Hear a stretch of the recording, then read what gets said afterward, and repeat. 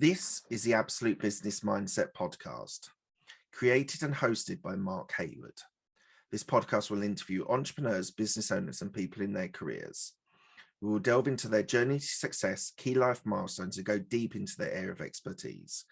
Get ready to learn from others' successes and failures. Today, we have Joseph O'Connor, who is an author and executive coach. Hello, Joseph. How are you? Hi, Mark. I'm great. Thanks. How are you? I'm very good, thank you. Thank you so much for joining me today. So we're going to go through your sort of your career and talk through some of your experience and your expertise. But as always, we start with your education. And the first thing that I saw was that you had a degree in anthropology. Why did you choose that as a starting degree? To be honest, I got into university to study physiology. Okay. But after about 2 or 3 weeks, the chemistry and physics were getting a little bit beyond me. So then, being in the science faculty, I thought, well, I like university. I want to stay. I want to get a degree. What is there? What can I do? And anthropology was in that university, London University. It was a science, so it was included in the science. So it was very interesting because it's about people and how they live, their politics, their religion, their economics. It was really fascinating. It gave you a wide variety of sort of skills and knowledge, I assume. It gave me a wide variety of knowledge. I'm not sure about skills, except insofar as to open my mind up as to how many different ways that human beings can live on this planet. Yeah, that sounds fascinating. So moving on from anthropology, the other thing that was glaringly obvious when I was doing research was that you're a musician. Oh, yes. And you spent a time at the Royal Academy of Music as well. Yes, well, I did a teacher's LRAM, but yeah, when I came out of college, I took a job for a couple of years, but it wasn't really anything I wanted to pursue. And I was a pretty good classical guitarist at that time because I'd started from the age of 11.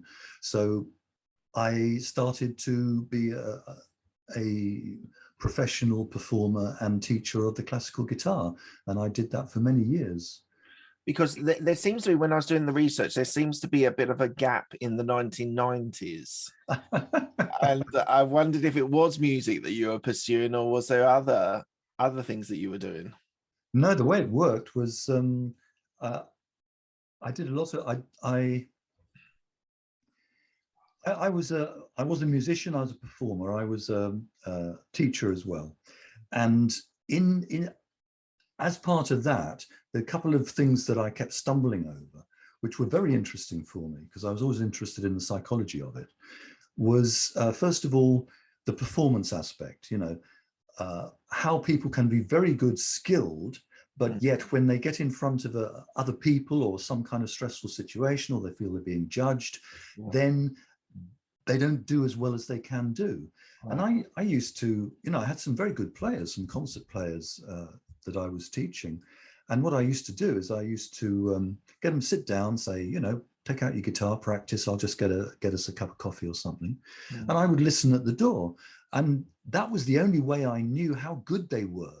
Because when I came back in, the judgment, the teacher, the situation, they're trying to prove something, they didn't play anywhere near as well. And I knew they could. And I also knew that their expertise had not suddenly disappeared in the 10 seconds it took for me to come into the room. Yeah. So there was clearly something else going on. And then, of course, we were immediately into coaching, because it doesn't matter whether you're performing music or arts or giving a sales presentation or a meeting. If it's important and you need to be your best, then, we need to know what's going on. Absolutely.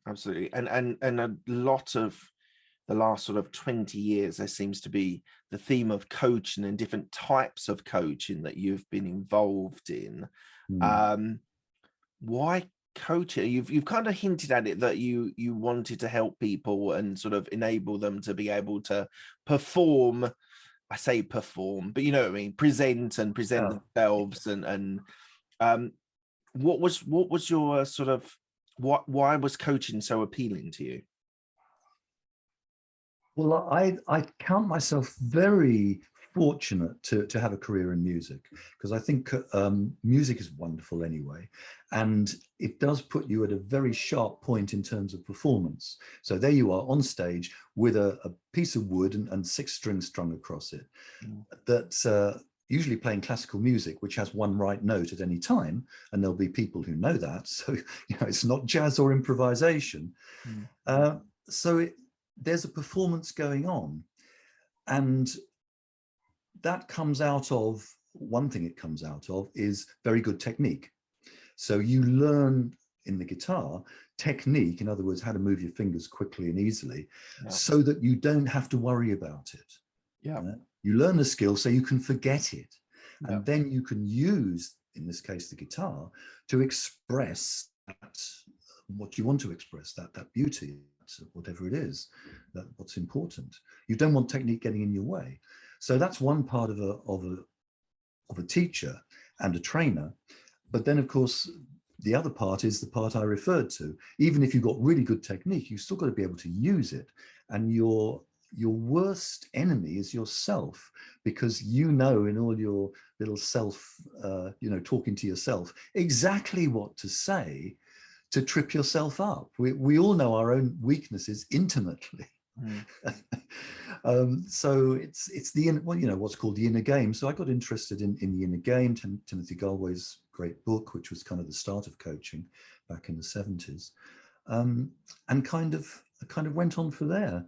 So it came quite naturally. I did quite a bit of neuro-linguistic programming, NLP. I wrote a number of books on that, of which the first one was learning music and guitar, music NLP. And then I thought that NLP, coaching is a wonderful application of NLP and many other things. I'm not saying NLP is coaching. It isn't.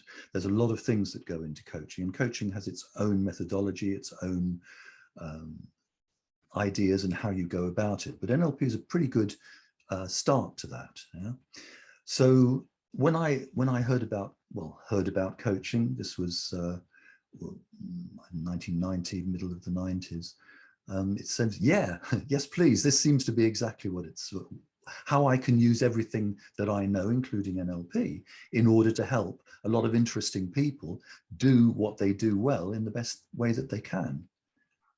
And so you co-founded and is director of the International Coaching Community, which trains coaches worldwide regarding skills and ethics. So what made you then decide to start up your own business and be a co-founder of that community? Well, this was, I guess, around about 2000. And at the time, I was living in São Paulo in Brazil with my wife and partner, Andrea. And certainly in Brazil and around about that time, in many countries, coaching was not well developed at all in terms of organizations or skills or methodologies. There was a lot of different sorts of things going on, all of which were kind of called coaching, because coaching was kind of the new thing. So it's a bit of a Wild West in that sense. And we wanted to start something that had some substance to it. And we chose the name International Coaching Community for those 3 words were carefully chosen. International, because coaching is international. I've coached in 20, 30 countries. We have over 60 countries representative in the ICC. Coaching just goes across cultures and across geography. So it's international. Coaching, well, that's the obvious one in the middle, helping people the best they can be in many ways, helping them. But let's, before you go any further, you say coaching. So there are different types of coaches. You might have a life coach, you might have a business coach, you might have a sales and marketing coach. What area for the ICC does it really embed, or does it embed across lots of different areas? Well, I would say that rather than describe them as types of coaching, you could describe them as the area of that the coaching skills applies to. Okay. Right?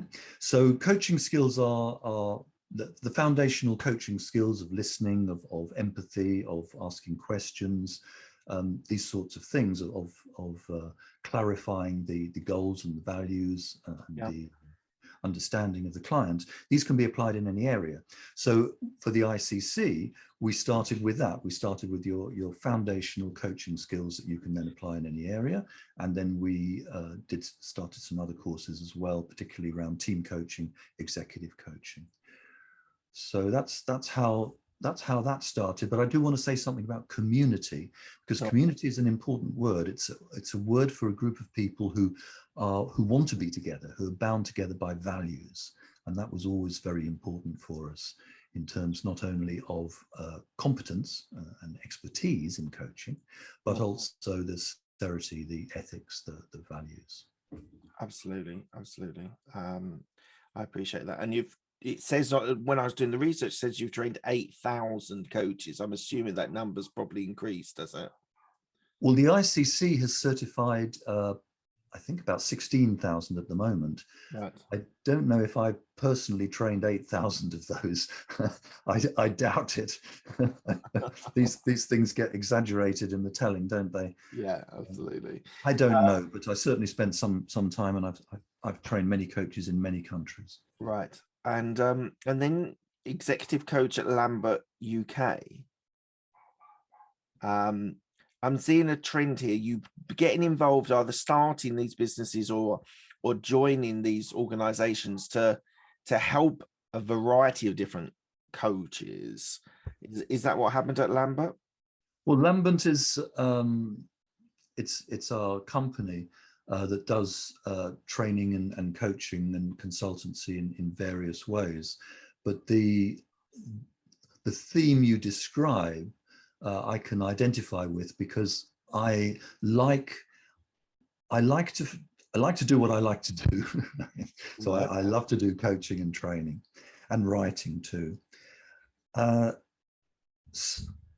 So what I do is I look for the gaps. I look for the gap in it can be in the market, but the gap in the knowledge.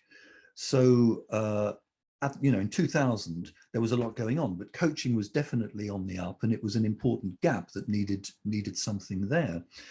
More recently in coaching, neuroscience is a gap. There's not a lot of application and knowledge of the incredible advances in neuroscience and our knowledge of the brain that's come in. Now that's increasing, but it's important. So that interested me. So I'm very interested in many things, and then I like to kind of go into them, try to integrate them, and then make an offering of them in some way. Because we're going to go into the brain and the importance of the brain when we get into the expertise section. But it's interesting you said, so you're the director of Neuroscience Coaching Center. Mm-hmm. The application of neuroscience in coaching, as you said, is something that's not very well developed. Right. We've got lots of people who are neuroscientists that are doing MRIs and sort of start studying the brain and the activity of the brain and where in the brain that things are doing. How did you come up with that, but what was your trigger to say, did you start reading about neuroscience and then see an application to coaching? How did you make that fusion between the two different areas? Well, originally, I got interested because I did a degree in kind of behavioral, I don't know what you would call it, deception detection, which was extremely interesting. And a lot of that was to do with how the brain works and the neuroscience of that. So I got very interested in that.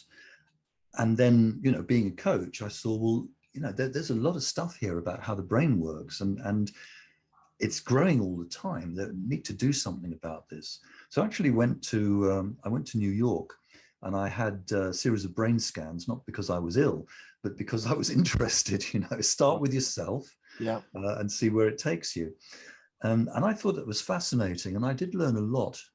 It clarified for me many things about how I think and how I act from that. But at the same time, of course, there is a divide between the domain of the brain, which is made of matter, and you don't coach a brain literally. But at the same time, the brain works in certain ways, which we're discovering, that are not always what we think or would like them to be. And we need to take that into account. And knowing some neuroscience research and the models that they have can very much help us as coaches to refine the models that we have. That's fascinating. So let's move on.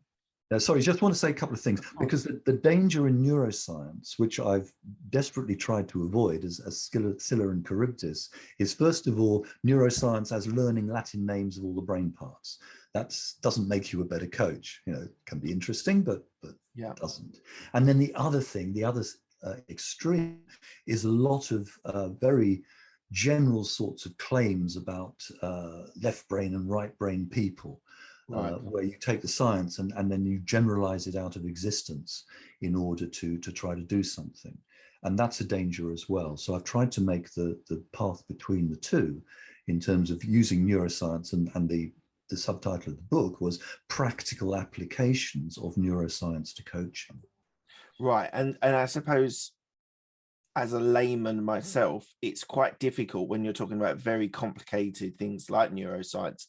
And I'm assuming the reason why we get that simplification of left brain and right brain is because for people like me, keeping it simple that we can understand those areas. How have you done that in your latest book? 19 books you've written, which is amazing. Your latest book, Coaching the Brain. How have you done that? How have you traversed between writing a meaningful, detailed book, but equally making it accessible for people to read as well? That's magic. That's just magic. I go into the pentangle in the garden and wave the magic wand. It's something I try to do. I think that it's, as a writer, it's really important that if you've got something important to communicate and you believe in it, then it's your responsibility, as it were, to take the hard work out of the research so that the reader doesn't have to go through the same sort of battles.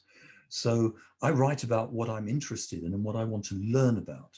I don't write from being, an authority on it. I'm not. I'm a learner, and in learning, I think that I'm able to iron out some of the difficulties that people meet when they come across this stuff, and then hopefully put it down in a clear way so that they can take it and use it. So you're not, so you wouldn't say you're an authority on neuroscience and coaching? I'm pushing you a little bit on this because I find it absolutely fascinating that you're saying that you write books that you're interested in. You're not the authority on the area. That's quite. Yeah. Okay, so let's put it this way. Authority. I'm an author. Okay, so I write. That's one word. Author is also has a meaning around creator. You're the author of your experience. You create it out of various things. You create books out of various things. That's the meaning of the author. Now, when you start to get an authority, that's when people start to look up to you for answers, because you have some expertise in that area. So that's fine. I'm not going to claim that I have all the answers, and I'm very comfortable in saying I don't know, and I don't. But I hope that what I've done and what I've studied and what I've trained and put into writing is helpful and accurate for many people. Absolutely. What's your writing practice? What do you do when you're writing a book? What's your routine? I don't have a routine. I have a deadline. This book has to be finished by this time. So I'm not well disciplined in that sense. It's not like 2 hours a day or 1,000 words or every morning or anything like that. A week can go by or more where I don't write anything, and then the next week I could write 2-3 chapters. a lot depends on what's going on. And of course, there's a lot of research to do as well. So you have to let it settle, see how it integrates, and then move forward. So it tends to be kind of fits and starts.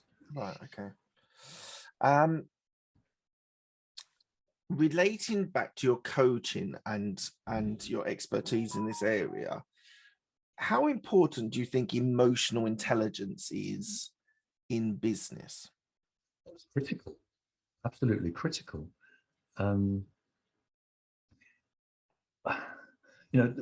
business, of course, there's a lot of technology, there's a lot of procedures, there's a lot of ideas, but in the end, you are a person with emotions, and you're dealing with people with emotions. And you can argue all you like and use all the technology all you like, but if you don't get on with the person, there's going to be a problem. Yeah, that's what happens in companies. The problems a lot of them are impersonal. They are personal, which then generates a lot of other types of problems where things go wrong. So in terms of emotional intelligence, let me say a couple of things.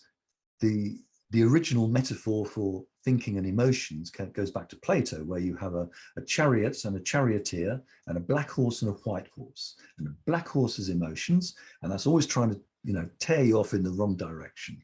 And the white horse is intellect, and it's very going along nicely. You can see what Plato favored. But and then you're the charioteer, you have to kind of control the horses. But it's not really like that. As far as the brain's concerned, the whole thing is just a system, a mess, a whole togetherness. There's no thinking without some emotion involved in terms of feeling and meaning. And there's no emotion without some kind of thinking involved. So they always go together. And when we talk about decision making, it becomes pretty clear that decisions are made primarily by our emotional centers, rather taking into account all the cognitive knowledge that comes in, but in the end it's emotional. So the emotional intelligence in terms of knowing your emotions, being able to manage them, being aware of other people's emotions and being able to manage those is really crucial.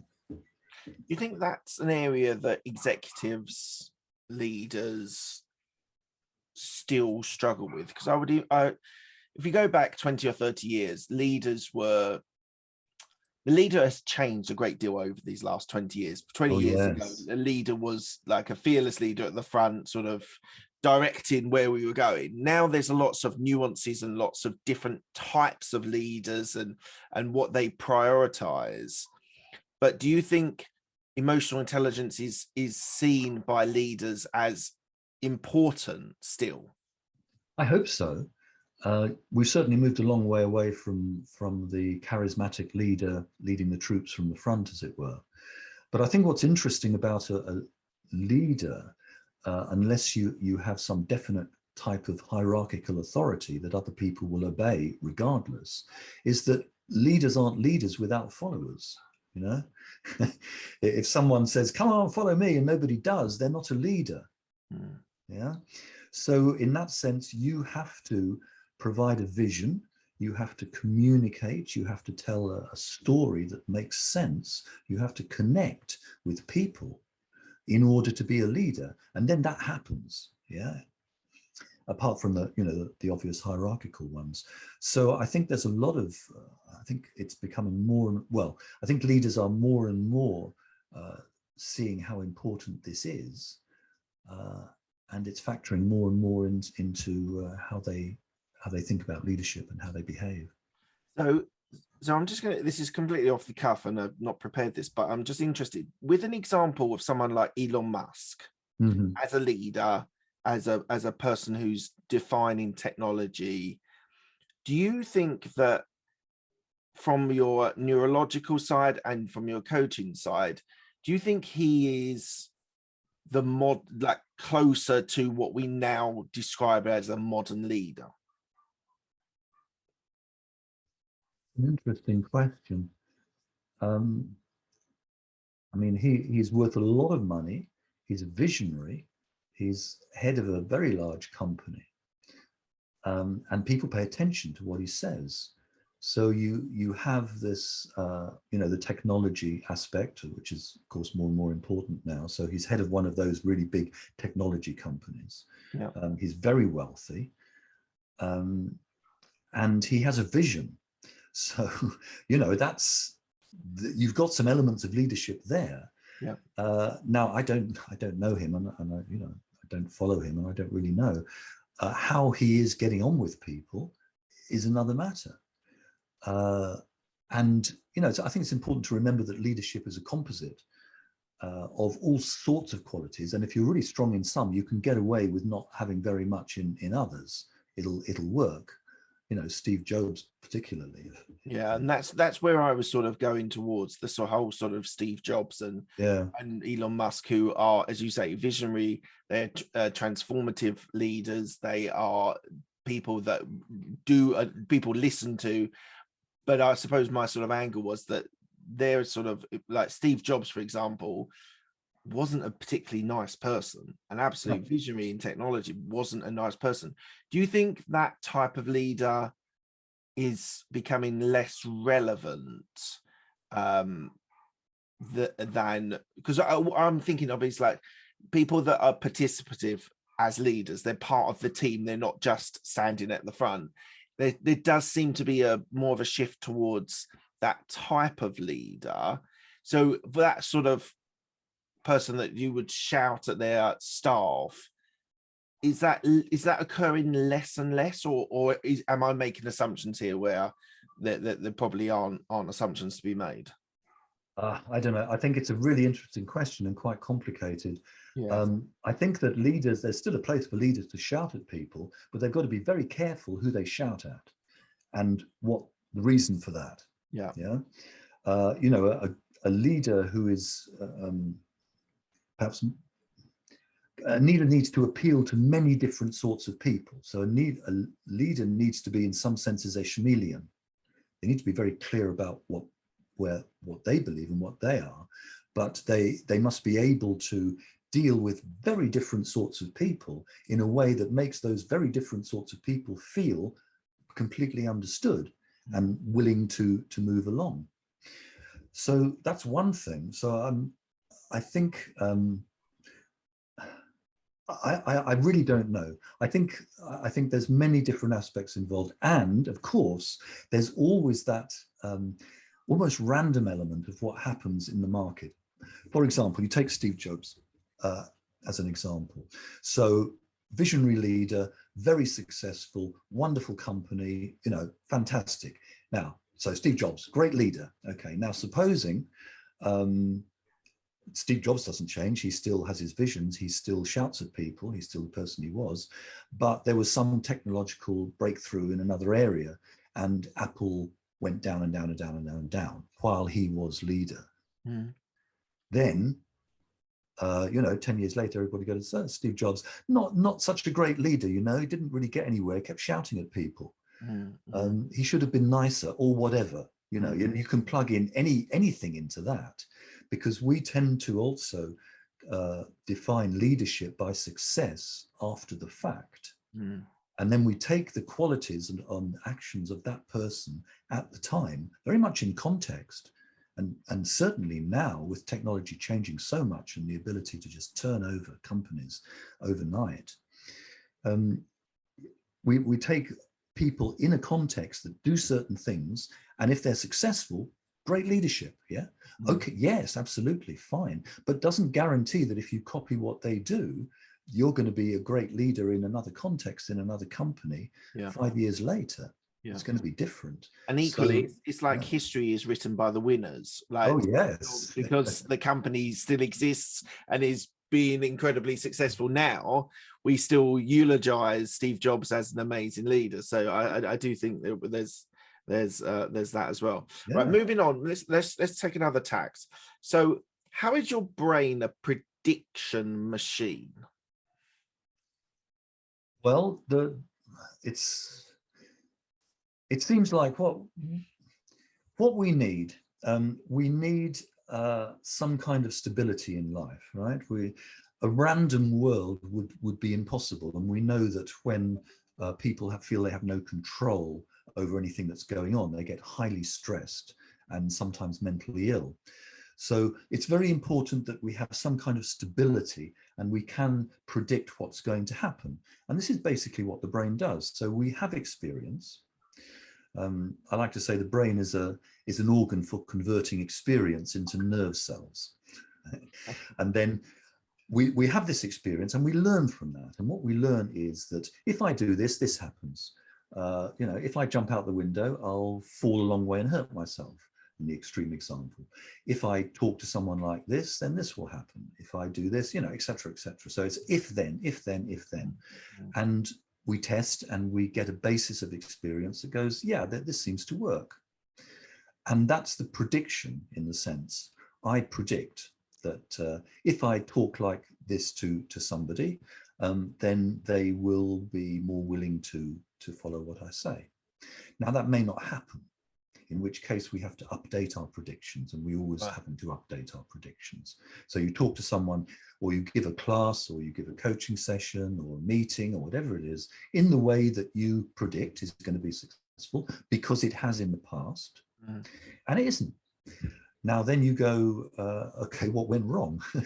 Well, nothing really went wrong. Your prediction was based on what you knew, and you did the best that you could. And you need to think, okay, so what was different about this?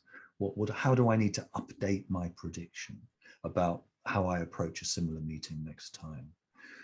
So this is then about updating our learning all the time. So that's what the brain is doing. It's making those type of predictions. So what's more powerful with this prediction machine that's at the top of my head, experience or coaching? Well, you can't avoid experience. No, but so this, I hear from sort of thought leaders and sort of like inspirational sort of coaches and businessmen. They say, learn from my mistakes. Oh, okay. And you don't need to go through the struggles I did. But what is actually more powerful for the individual, going through those times of struggle, or actually having a coach that can sort of circumvent those struggles and get you to the place potentially faster? Well, there's a place for both. I don't know that a coach will magically ease the way forward so that you never have conflicts or struggles. You do need the experience. You've got to go and do your hours. Just like I've had to play the guitar for a number of hours. The teacher channeled and showed me best practice and helped me from a place of having done that, made mistakes and could help me, but I still had to do it. So experience, absolutely, but it's not just any old experience. The old saying that some people have the same year's experience for 20 years, and they actually only have 1 year experience. And someone else, they have a different experience over 20 years. So you've got to diversify the experience, and it's got to be an experience that you can learn from. In other words, if it's too easy, you don't learn a lot. If it's too difficult, you don't learn a lot either. It's got to be, just right, like Goldilocks. And one of the things that a coach can help a person with is almost designing experience in that Goldilocks way.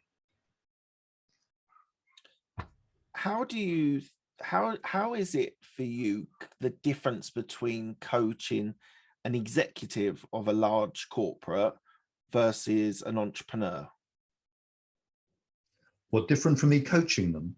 Yeah, from your coaching perspective, how do you approach them differently?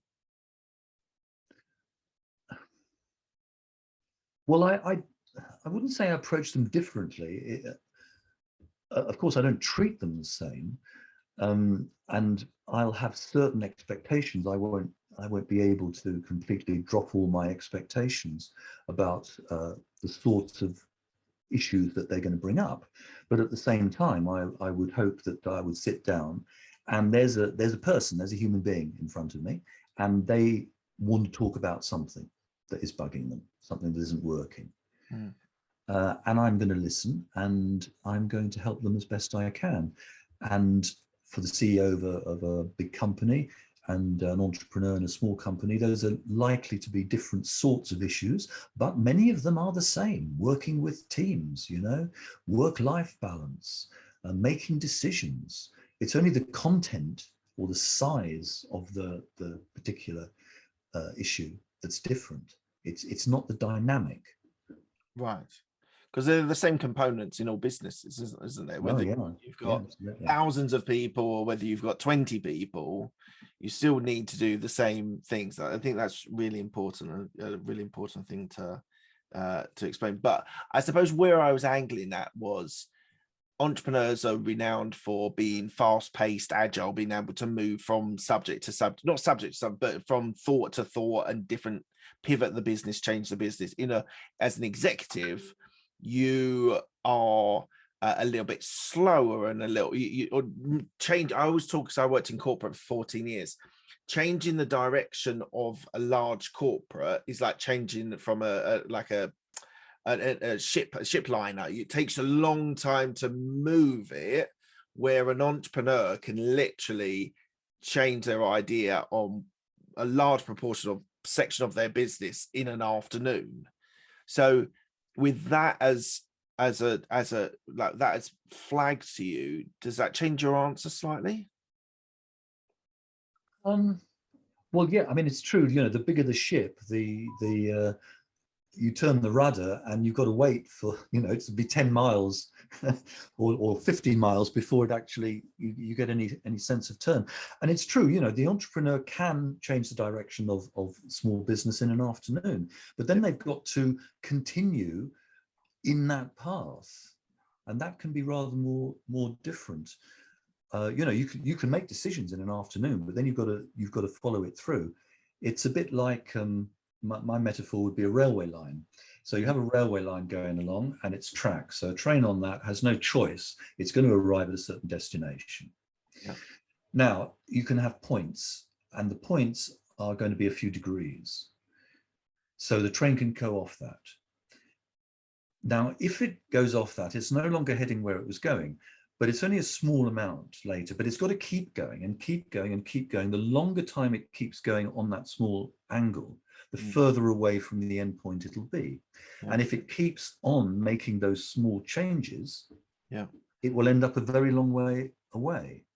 Now, of course, trains you can't put points at a right angle, because the thing just comes off the track. So, and I think that's a good metaphor for any type of business. So I think that what's an interesting idea here is leverage. In other words, what is in a complex system like a business, what is the point where you can make the least amount of effort to get the most amount of result? That's a leverage point. And that's what I'm always looking for. And that's what I think always entrepreneurs and CEOs are looking for. Thank you. How do we build resilience?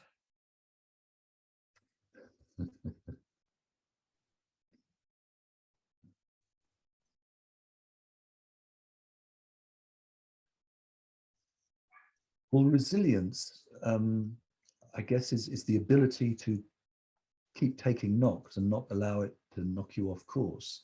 So if you're, there's it's a funny question.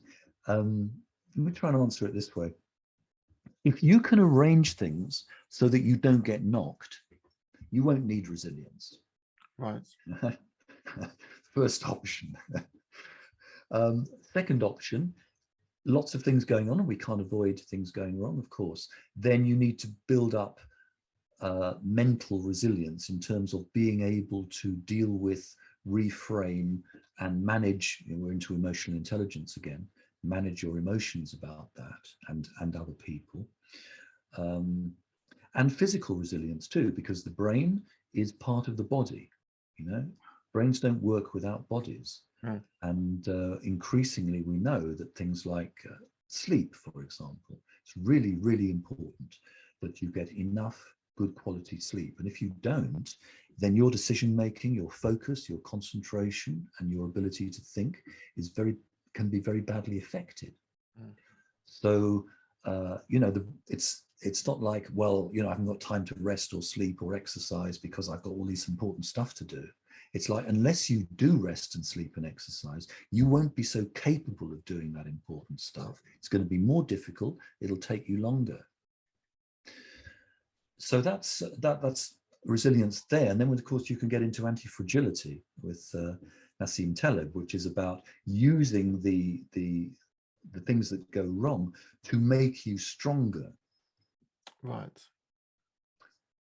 To be able to, so when they do go wrong, it does make you stronger. So like, when you exercise a muscle, it stresses the muscle, but then the muscle grows back more strongly, and you can use it better afterwards. And that's a fascinating area. So if we had a couple of days, then yeah. Unfortunately, there is a with all these things, there are a closure, and we're coming to the end of the interview. Thank you for that answer on resilience, Joseph.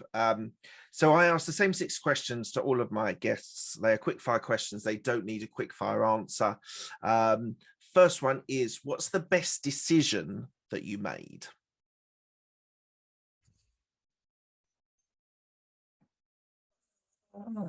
Impossible.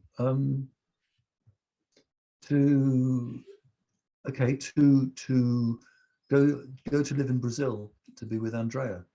I was living in London, and I moved out there. Lived in Brazil for 7-8 years. Oh, what an amazing experience! Came back. Where were you in Brazil? São Paulo. Oh, lovely. Yeah. Okay, next question. What's the best piece of advice you've been given?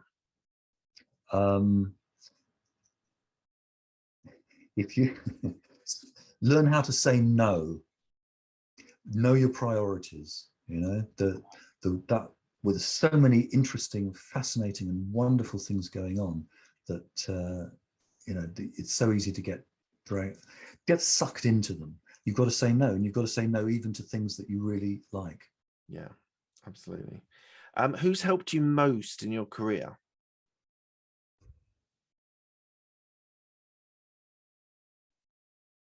Well, if I go back to when I was first learning to train and but be like an entrepreneur in business and train and coaching, there was a man called David Gaster,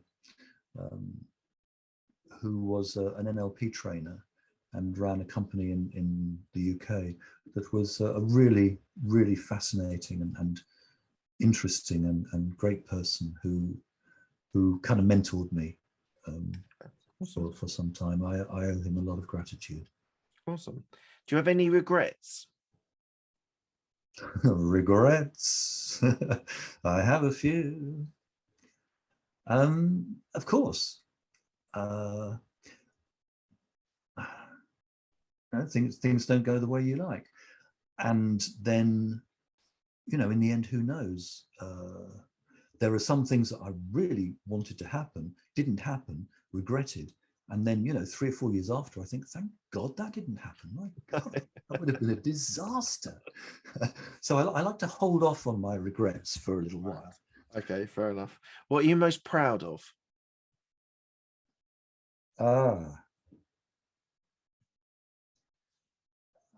I guess the answer that comes to me right now is my daughter Amanda, who's 16 and who's doing wonderfully well in everything. Amazing. What does legacy mean to you?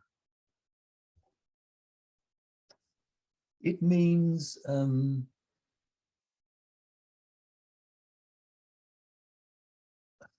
that after you die, you've left some footprints in the you've left some footprints in the sand. You've walked along the beach, you've left some footprints in the sand, and they've pointed a way for people to follow if they want to and if they find it valuable, knowing that the tide is coming in anyway. Awesome, thank you. And lastly, where can people find you if they want to reach out to you? We're talking about website, email address, or what? Yeah, website, email address, whatever you're happy, social media, whatever you're happy to share with. I'm on LinkedIn, Joseph O'Connor Coach. I'm on Facebook, Joseph O'Connor Coach. I'm on LinkedIn, easy to look up. And website to start would be coachingthebrain.com. Lovely. Thank you so much, Joseph. It was an absolute pleasure speaking to you today. Thanks a lot. Thank you, Mark. It's great.